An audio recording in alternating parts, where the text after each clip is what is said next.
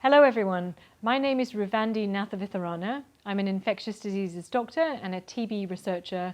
I'm currently based as an assistant professor of medicine at Harvard Medical School in Boston. And today I'm delighted to be here to talk to you about latent TB infection, and we have some Google questions that have been prepared. What is latent TB infection? Tuberculosis, or TB, is a bacteria.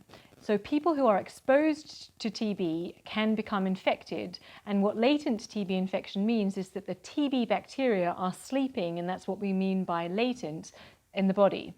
What this means is that you don't have symptoms and that you are not sick due to TB. However, you may have a future risk of developing active TB disease. How does one get latent TB infection? So TB is an airborne infection, and so this means that TB is spread through the air. So this means that anyone can be at risk of TB if they breathe. And so if you are around someone who has TB and they cough or they sneeze or they talk loudly, you may be at risk of becoming infected with TB, and that it could lead to latent TB infection. Can you test for latent TB infection? Yes, you can, and there are two types of tests. One is a skin test, and the other types of tests are blood-based tests.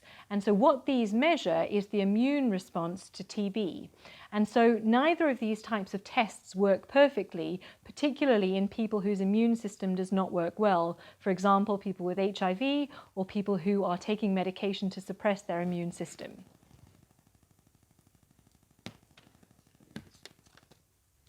Can you be treated for latent TB infection? Yes, and this is an area where we've had a lot of scientific advances recently. The treatment for latent TB infection consists of taking 1 or 2 antibiotics that are used for TB treatment for a shorter duration than is needed if you have active TB disease. Will I become sick if I have latent TB infection? And so the majority of people who have latent TB infection are asymptomatic and are not sick due to TB, but up to 10% may develop TB disease in the future. And what we don't know well is how to predict which those people will be. But we do know that certain groups of people are at higher risk. For example, people with HIV or people who have had close contact with someone who has had TB.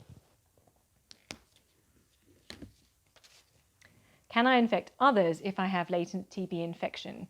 No, you can't infect others if you have latent TB infection. You are asymptomatic and you are not sick, and so you can't pass TB on to other people. And now we have some Google questions about TB preventive therapy. What is TB preventive therapy? TB preventive therapy consists of antibiotics that are used against TB that can be taken by people who have latent TB infection to reduce their risk of developing active TB disease. Who is eligible for TB preventive therapy? The groups that are being prioritized to receive TB preventive therapy are the groups that are at highest risk of progressing to active TB disease in the future. So this is people with HIV or people who are on medications that suppress the immune system, and people who are close contacts of someone who has TB. And this includes adults in a house with someone who has TB, as well as children. What are the different types of TB preventive therapy?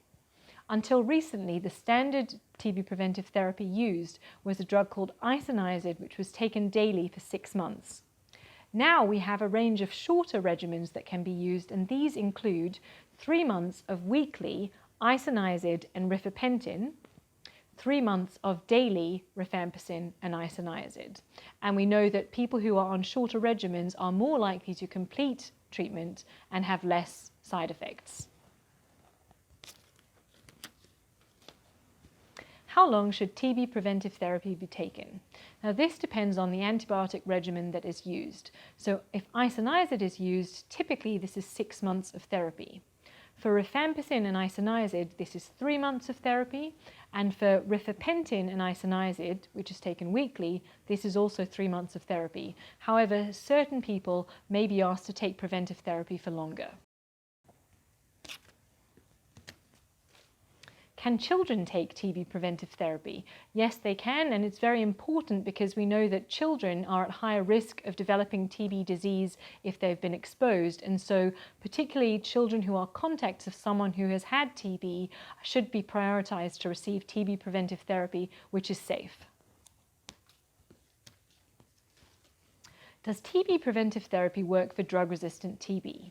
So the TB preventive therapy regimens that we just discussed, Isoniazid, rifampicin, Isoniazid, rifapentine, Isoniazid, do not work for drug-resistant TB. There are two challenges with latent drug-resistant TB. One is that we can't distinguish between latent TB that is drug-resistant, and the second is that we do not know which TB preventive therapy regimens would be most effective in people who have drug-resistant TB. However, people who have been exposed to someone who has drug-resistant TB should be evaluated and should be considered for regimens that are available currently.